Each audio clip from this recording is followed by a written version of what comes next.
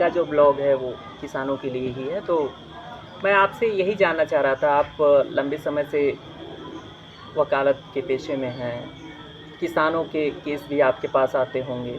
मैं सोचा आपसे जाना जाए कि आपके अब तक के करियर में किस टाइप के किसानों के केस आए?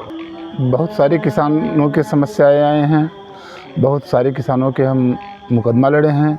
कुछ इस प्रकार के मुकदमे आए हैं कि घटिया किस्म का बीज दे दिया और उसका जमाव अच्छा नहीं हुआ, तो बाद में जो आ जाता है उधर से फर्म की तरफ से आ जाता है, वह यह कह देता है कि इनकी जो है उपजाऊ ज़मीन नहीं थी, उस समय इनका मिट्टी का जमाव का लेवल नहीं सही था, तो यह कह करके बच जाते हैं।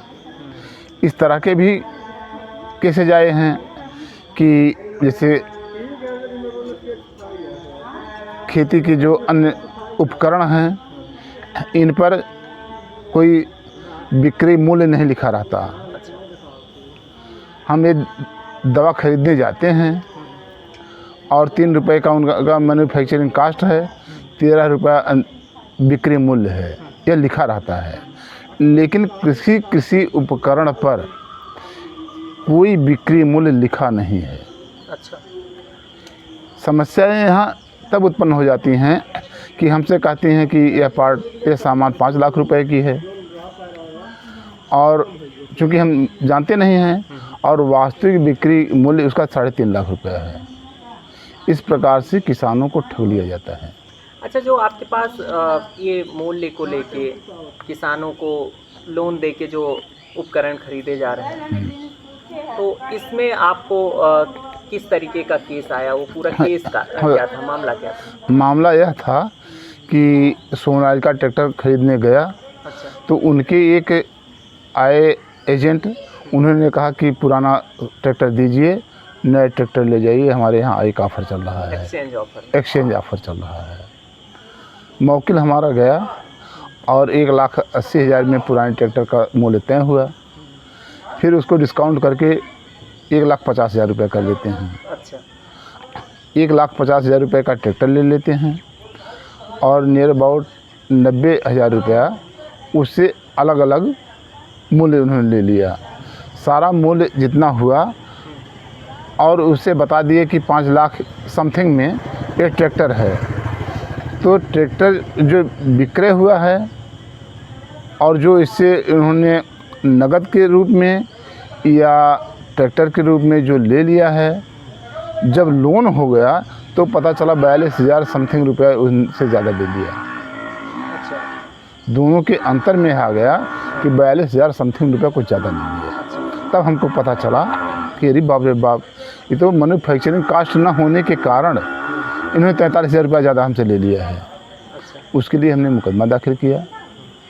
चूँकि कोर्ट हमारे समझ में नहीं आ रही थी, हमने उसको छोड़ दिया और कहा दिया दूसरे को कर लीजिए।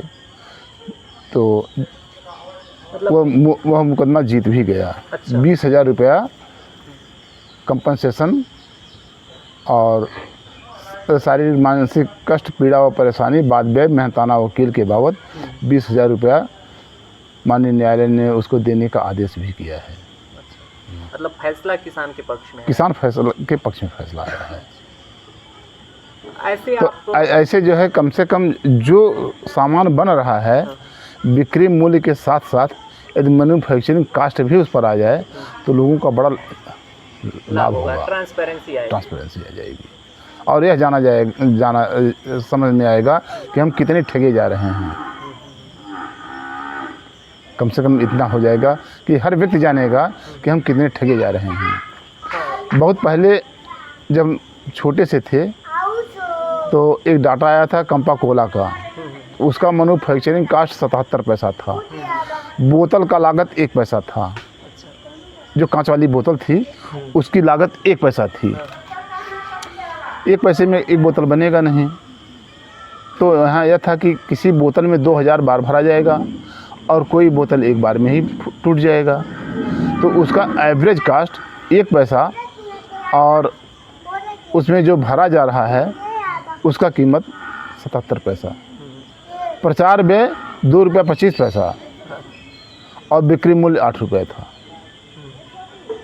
तो कम से कम वहाँ यहाँ हमको यह पता चल जाएगा कि हम मैन्युफैक्चरिंग कास्ट पता चल जाता कि 77 पैसे का बना सामान हमको ₹8 में दे रहे हैं, तो लोग नींबू पानी पी लेंगे और उसको नहीं पिएंगे जहर। 77 पैसे में वो क्या हमको पिला दे रहे हैं, समाज के समझ में आ जाएगा। अच्छा, ये जागरूकता के लिए जो सरकार के उपक्रम हैं, जो जागरूकता के लिए कार्यक्रम चलाते हैं, उसका कितना प्रभाव आपको दिखता है? जो पहले से जागरूक हैं वह जान जाते हैं, और जो छोटे वर्ग के हैं जिनके पास टेलीविज़न है या नहीं है और समाज में काम ही करते रह जाते हैं, वो लोग वो उसको नहीं जान पाते हैं।